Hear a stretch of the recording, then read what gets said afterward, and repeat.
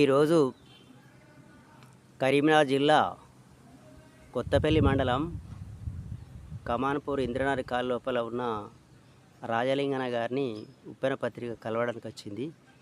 మరి రాజలింగన గారు కలిసి ఆయన కళారంగాన్ని ప్రజలకు పరిచయం చేద్దామని వచ్చినాం. మరి లింగన్న గారు రానే వస్తున్నారు. నమస్కారం అండి. నమస్కారం అండి. సరే, బాగున్నారా? బాగున్నాం. ఎక్కడికి వచ్చారు? ఇంద్రానగర్ నుంచి. ఏం పని చేస్తారు మీరు? నేను వ్యవసాయం చేస్తా కానీ ఒగ్గు కథ ప్రోగ్రాంలో పోతా, ఒగ్గు కథ చెప్పగలుగుతా. మీ మీ నాన్న పేరు, మీ అమ్మ పేరు చెప్పండి, పరిచయం చేసుకోవాలి మీరు. మా అమ్మ లచ్చవ్వ, మా తండ్రి రామన్న. మీరు ఎక్కడ, మీరు పుట్టింది ఎక్కడ? మేము పుట్టింది ముత్తారం. మరి ఇప్పుడు ఇంద్రనారి కాలం కూడా వచ్చారు కదా, మరి ఇక్కడ ఎవరు? అక్కడికి వెళ్ళి ఇక్కడికి వచ్చారు కదా. కొడుకులు ఉన్నారు, మా కొడుకుల దగ్గరికే చేరుకున్నాం ఇప్పుడు నేను కూడా. అవునా? ఇక్కడ మరి ప్రజెంట్ ఇప్పుడు ఏం చేస్తారు? మరి సెక్యూరిటీ గార్డు చేస్తున్నట్టే కదా? ఇక సెక్యూరిటీ గార్డు చేస్తాను కానీ అది కొద్దిగా గ్యారంటీగా నడతలేదు. అవునా? సరిగా ఓసారి దొరుకుతుంది, ఒకసారి దొరుకుతలేదు. అయితే లింగయ్య గారు, అదే మీరు ఒగ్గు కథ కళాకారిగా, ఒక మంచి సాంస్కృతిక కళాకారిగా మరి మాకు తెలిసింది. అందుకొరకే ఈరోజు మిమ్మల్ని కలవడానికి ఈరోజు మీ దగ్గరికి వచ్చినాం. కాబట్టి మీరు మిమ్మల్ని ప్రజలకు పరిచయం చేపిద్దాం అనుకుని వచ్చినాం. ఎందుకంటే ఈరోజు అనేకమైనటువంటి జానపద కళలు కానీ, ఒగ్గు కథలు కానీ, బుర్ర కథలు కానీ, హరికథలు కానీ, ఇంకా పోతే అనేక రకాలైన కళలు మొత్తం అడుగంటిపోయినాయి. వాటి గుర్తింపు లేకుండా అయిపోయింది. ఇట్లాంటి కార్యక్రమాల పడ మేము మా పత్రిక వెనుకబడినటువంటి కళల్ని, మీలాంటి వాళ్ళని కొంచెం బయట తీసుకొచ్చి ప్రజలకు పరిచయం చేద్దామనే ఉద్దేశంతో ఈరోజు మీ ఇక్కడ రావడం జరిగింది లింగయ్య గారు. అయితే మీరు ఈ కళల లోపల చాలా అంటే ఈ కళలను మీరు ఏ రకంగా తెలుసుకున్నారు? మీరు నేర్చుకోవాలి, ఎట్లా నేర్చుకోగలిగారు మీరు? మాకు అరటివాన్లు అయిన వాళ్ళు, మాకు బీరప్ప పండుగ చేసే వాళ్ళు వస్తే వాళ్ళ ద్వారా మేము ఇని నేర్చుకొని, మేము ఒక 4-5 మనుషులం దీన్ని ఖచ్చితంగా మనం వాడాలి అని నేర్చుకొని దీన్ని ముందుకు వచ్చినాం. దీన్ని ఒకప్పుడు మేము పుట్టినటువంటి గ్రామం ముత్తారం గ్రామంలో, మండలం ఏది? ముత్తారం మండలమే. అవునా? ఆ ముత్తారం మండలంలో అప్పుడు శ్రీపతిరావు పరిపాలనలో ఆయన ఎలక్షన్ మీటింగ్ కొరకు తోట నారాయణ గారు, సందుపట్ల రామిరెడ్డి గారు, మాడ మల్లారెడ్డి, నాయనమైన వెంకట్రావు గారు, ఈ పిల్లగాళ్ళు కళాకారులు మంచిగా పదాలు పాడుతారు, ఒగ్గు కథ చెప్తారు. వీళ్ళని పిలిచి ఈ ప్రోగ్రాం మొదలు పెట్టిస్తామని చెప్పి కూడా పిలిచిండ్రు. అలనాడు శ్రీపతిరావు గారి ఎలక్షన్ సందర్భంగా వీళ్ళు మాతోని ఈ ఒగ్గు కథ చెప్పించడం జరిగింది. ఎలక్షన్ సందర్భంగానే జరిగింది. ఇక అప్పటి నుంచి మేము కొన్ని రోజుల తర్వాత విడిపోయినాము. ఎవరు మమ్మల్ని పట్టించుకోలేదు. ఇక అక్కడనే మేము ఎవరి బతుకు వాళ్ళం బతుకుతున్నాము. అది జరిగిన కథ మాత్రం అన్ని విధాలా మనకు వచ్చిందే, అది నేర్చుకున్నాం ఆ విద్యను. సరే లింగయ్య గారు, మరి ఈ కథలు, ఒగ్గు కథ లోపల రకరకాల ఒగ్గు కథలు కదా, మరి ఎన్ని రకాల ఒగ్గు కథలు మీరు నేర్చుకోగలిగారు? మీరు చెప్పాలి. మీరు మేము ఒక ఒగ్గు కథ అంటే బీరన్న కథ, మల్లన్న కథ, మాందాత కథ, సారెంగుని కథ, ఈ 4 కథలు చెప్పగలుగుతాం. అయితే ఇప్పుడు మీరు అది మండలం ఏదన్నారు? ముత్తారం మండలం. అవునా? అయితే ముత్తారం మండలం లోపల మరి ఈ 4 రకాల ఒగ్గు కథ కార్యక్రమాలు ఎన్ని గ్రామాల మీరు మండలం లోపల దాదాపు ఒక 6-7 ఊళ్ళల్లో చెప్పినాం. అవునా? ఓకే. 6-7 అంటే ఎట్లా స్పందన ఎట్లా వచ్చింది? చాలా బాగా చెప్పిరని సంబరపడ్డారు, సంతోషపడ్డారు. కానీ మన బతుకు తెరువుల కొరకు మమ్మల్ని అప్పుడు రాజకీయ నాయకులు ఎవరు పట్టించుకోలేదు. ఎవరికి వాళ్ళనే బతుకు తెరువు కొరకు ఎక్కడ అక్కడ విడిపోయినాం. అంటే అప్పుడు ఆ రోజు ఎలక్షన్లలో మాత్రం మీ కళను వాళ్ళు ఎన్నికల కోసం ఉపయోగించుకున్నారు. కానీ ఎన్నికలు అయిపోయిన తర్వాత కళాకారులు పక్కన నెట్టేసిరు. వాళ్ళ జీవనోపాధికి మాత్రం ఒక నాయకులు ఎవరు కూడా పట్టించుకోవాలి. వాళ్ళు ఎన్నికలు గెలిచిన తర్వాత నాయకులు అయిపోయారు. అవునా? సరే, మరి ఇప్పుడు మరి ఈ లోపల మరి ఈ మధ్యన మరి ప్రభుత్వాలు మారినాయి కదా, మరి ప్రభుత్వాలు మారినప్పుడు మరి మీరు ఎప్పుడైనా దరఖాస్తు చేసుకోవడం కానీ ఏమైనా ప్రయత్నం చేసినా? మరి మీరు కళాకారులకు పెన్షన్లు వస్తాయి కదా, అట్లాంటివి ఏమైనా చేసినా మీరు? చేసుకోలేదు. మాకు ఎవరు చెప్పే భక్తులు లేరు. మేము ఆ రూట్లో పోలేదు. మా బాధలేందో మేము పడుకుంటే ఇక్కడనే ఉన్నాం. సరే, మరి ఇప్పుడు మీకు ఎన్ని సంవత్సరాలు ఉంటాయి? నాకు 65 దాకా ఉంటాయి. 65 సంవత్సరాలు ఉంటాయి. మరి ఇప్పుడు మీరు ఇప్పటికి కూడా మరి మీ మాట ఘనంగానే ఉన్నది, మీ పాట కూడా ఘనంగానే ఉంటుంది కావచ్చు. అయితే ఇప్పుడు మీరు మీరు 4 కథలు చెప్పారు కదా, 4 కథలలో మీకు నచ్చిన కథ ఏంటిది? అది మాకు మల్లన్న కథ, మాందాత కథ, మాలన్న కథ, బీరన్న కథ. అంటే బీరన్న కథ చెప్పడానికి కారణం ఏంటి? మీరు ఎవరు? మీరు ఏమనుకోదు, కురుమలు కదా. కురుమలు అంటే బీరన్న కథ అంటే బాగా ఇష్టం కదా. బాగా ఇష్టం. సరే లింగన్న గారు, మరి ఈ బీరన్న కథలో కూడా మీకు నచ్చింది ఒక 2 పాటలు పాడిపిస్తే ప్రజలకు మీకు పరిచయం చేపిస్తా. ఓకే, సరే పాడండి. సరే బాబు. అయితే ఈ బీరన్న కథ అనేది, బీరన్నకు తండ్రి బ్రహ్మదేవుడు, తల్లి సూరమ్మ. వాళ్ళ గర్భమున పుట్టిన వాడు మేనమామ కొరకు ఒక మర్రి వృక్షం మీద వారేసిర్రు అయినను. ఓహో. ఆ సాందన పుట్టిన సక్కని మంకాలి, ఉడుదున పుట్టిన ఉదిరియ మంకాలి అనే మంకాలి తూకసాల మంద 90 ఆమెడ ఉన్నది, అడ్డసాల మంద 60 ఆమెడ ఉన్నది, నాతి 70 ఆమెడ గొర్రెల మంద ఉన్నది. ఆ గొర్రెల మందను పట్టుకొని ఆ మర్రి కింద మందను పెట్టుకున్నది.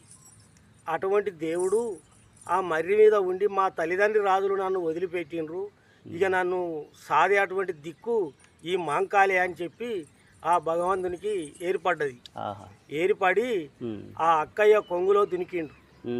దునికినాక మాంకాలి ఆ కొడుకును సంకరెత్తుకొని పట్టుకొని ఆ మందను కొట్టుకొని అయ్యలగిరి మాలకొచ్చింది. అయ్యలగిరి మాలకొచ్చినాక ఎక్కడ ఉంటుంది?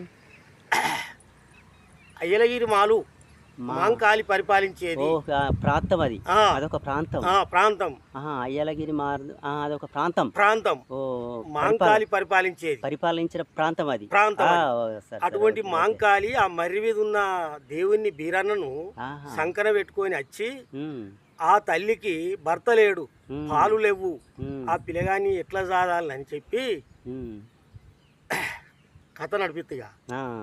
చెప్పండి. తమ్ముడారా తమ్ముడా, దాయగల్లా తమ్ముడా, నేను దిక్కులేని దాన్ని రా, దీవులేని దాన్ని రూ, మర్రి మీద తమ్ముడా నాకు దొరికి రావురా, ఆట ఒంటి తమ్ముని ఎట్లా దాదుతున్నది, పచ్చి పాలు పోసిరా పౌరంగా దాదుకుంది, దూదు పాలు పోసిగా దూదంగానే దాత్తది, ఉడుకు పాలు పోసి ఉగ్గురంగా దాత్తది, సక్కని మాంకాలిరా మాంకాలి దగ్గర బాలుడు చిన్నగా మెల్లగా బాలుడు పెరుగుతున్నాడు, ఇంత బాలుడు 5 ఏళ్ళనే బాలుడైతా ఉన్నాడు. అటువంటి బాలుని 5 ఏళ్ళ బాలుని చేసుకుంటా మాంకాళి దేవి వచ్చినాక సవలచ్చ గొర్రెల మంద పెరిగిపోతా ఉన్నది, మంద కాడ ఎవరు దిక్కులేరని. అటువంటి సాధన పుట్టే చక్కని మాంకాలి, ఉడుతున పుట్టిన ఉదిరియ మాంకాలి తమ్ముని సాదుకుంటా ఏమి చేసింది నాయన. మందను సవరించాలి, మందను కాపాడాలంటే, తమ్ముని కాపాడుకోవాలంటే మంద మీదికి బొయ్యిలు కావాలి, మంద మీదికి జాగిరాలు కావాలని చెప్పి అక్క జగదేవి మాంకాలి చెల్లె చంద్రవాది చేతులు పెట్టింది తమ్ముణ్ణి. ఇక్కడి దగ్గర సాకు సమాన పెళ్ళిరా ఏకు దోమానపురము, సాకు సమాన పెళ్ళిరా ఏకు దోమానపురము, అదొక్కనే రాజ్యములా ఎవ్వరు పెద్ద మనసులు, ఆడు పప్పుగొండ ఉన్నాడా చెగొండానే ఉన్నాడు, ఇన్నూటానే 2 పత్తి వాళ్ళు ఉన్నారు, ఇన్నూటానే 2 ఉన్ని వాళ్ళు ఉన్నారు, నన్నూట 4 కులసాములున్నారు, ఆ కులసాముల దగ్గరికి మాంకాలి వాయన. ఏ కథలది? బీరన్న కథ. ఇంకోటి అని చెప్పి ఇంకోటి అది అటువంటి ఎల్లమ్మ ఇంకో కథ చెప్పు ఇంకో కథనా ఇంకో కథలో చెప్పు ఒకసారి. ఆ? ఇంకో కథలో ఒక పాడు. అగో 4 కథలు అని చెప్పారు కదా, 4 కథలు అని చెప్పారు కదా, ఆ 4 కథలలో ఇది ఒకటి అయిపోయింది కదా, ఇంకో కథలది పాడి వినిపించండి ఒకసారి. నీలమ్మదేవి కుమారుండు నియమంతుడు మల్లన్న, ఆదిరెడ్డి కుమారుండు అంశమంతుడు మల్లన్న. ఏం కథ ఇది? మల్లన్న కథ. ఓకే రైట్ చెప్పండి. మల్లన్న కథ లోపల నీలమ్మ కుమారుడు నియమంతుడు మల్లన్న, ఆదిరెడ్డి కుమారుండు అంశమంతుడు మల్లన్న. మల్లన్న పుట్టక ముందు నీలమ్మదేవికి ఆదిరెడ్డికి 6 కాపులు పుట్టిండ్రు. 6 కాపులు పుట్టిన కాలం నాడు కట్టుకొని పోతే వస్త్రం లేదు, తినబోతే తిండికి లేదు, అన్నం ఆధారం లేకుండా వాళ్ళు ఆగమ్మ పచ్చులై బతుకుతున్నారు నాయనా. అటువంటి కాలంలో 6 తోడబుట్టిన వాడు రారాజు మల్లికార్తుండు. అటువంటి మల్లికార్తుండు 6 కాపులతోటి తల్లిదండ్రి రాజులు కలిసి కందుల కళ్ళం లోపల కందులేరక బుక్కి బతుకుతున్నారు నాయనా. అటువంటి టైం మీద అటువంటి మల్లికార్జున స్వామి అగో నీలమ్మదేవి గర్భంలో పడి ఆ కడగొట్టువాడు కందుల కళ్ళంలో పుట్టిండు. కందుల కళ్ళంలో పుట్టిన కాలం నాడు మల్లికార్జునతోటి ఎడవన ఎండి రాసి పుట్టింది, కుడిన బంగారి రాసి పుట్టింది. అటువంటి రాసులు పుట్టిన నాడు భగవంతుడు మల్లికార్జున అయ్యో ఇలనాడు మా అన్నలు మా తల్లిదండ్రి రాజులు ఎంతో బాధపడ్డరు. మరి నేను పుట్టినాడు ఎడవన ఎండి రాసి కుడిన బంగారి రాసి పుట్టింది. ఈ రాసులను పట్టుకొని నా కుటుంబాన్ని పోషించుకుంటే ఇది ధర్మం కాదని చెప్పి అటువంటి ఎలువలు ఏ పరులు కాపులు కరుణాలు అయ్యలు ఆచారులు కమ్మరి కుమ్మరి సాకలి మంగలి అనుకుంటా దాన ధర్మం చేస్తున్నాడు రామ రఘురామ. రారాజు మల్లికార్జున రామ రఘురామ. అయ్యో అడిగిన వారికి అంత్యదానంబు, అడగాని వారికి అంత్యదానంబు. ఎండి వంచుతున్నాడు దేవదేవుడు, బంగారం పంచుతున్నాడు రారాజు. అరుదేశి పరదేశి సంబరపడుతున్నారు, సంతోషపడుతున్నారు. ఎక్కడెక్కడి పట్టణాలు పల్లెల నుంచి కొల్లపూరి పట్టణం చేరుకున్నారు.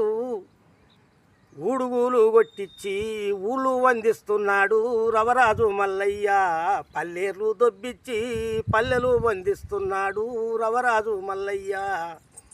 అయ్యో భూమి లేని వారికి భూములు ఇస్తున్నాడు, అయ్యా ఇండ్లు లేని వారాకు ఇండ్లు కట్టిస్తున్నాడు. బాయి లేని వారికి బాయి నవ్విస్తున్నాడు, ఎద్దు లేని వారికి ఎడ్ల గోనిస్తున్నాడు. కొల్లపూరి పట్నం అంతా సంకల్పంగా ఉన్నది, కొల్లపూరి పట్నం అంతా. రారాజు మల్లికార్జున కొల్లపూరి పట్నములో పరిపాలించుతున్నాడు దేవదేవుడు. గారు ఇది రెండోది కదా, అంటే ఇప్పుడు 4 ఇట్లా 2 పాటలు పాడించారు.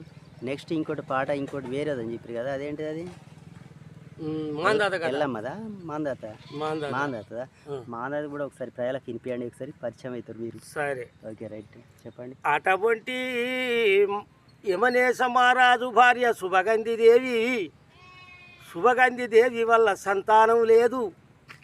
తిరుపతి తీరంగం ఓనంది మానంది తుంగమడుగు భద్రాచలము. 4 దేశాలు నవకొండ భూములు 76 దేశాలు దేవలోకములు 7 రాజ్యాలు తిరిగి తెల్లన్ని గుడికి నల్లన్ని రంగులేసి, నల్లన్ని గుడికి తెల్లన్ని రంగులేసి 30 కోట్ల దేవతల పూజలు చేసినారు భార్యాభర్తలు 2.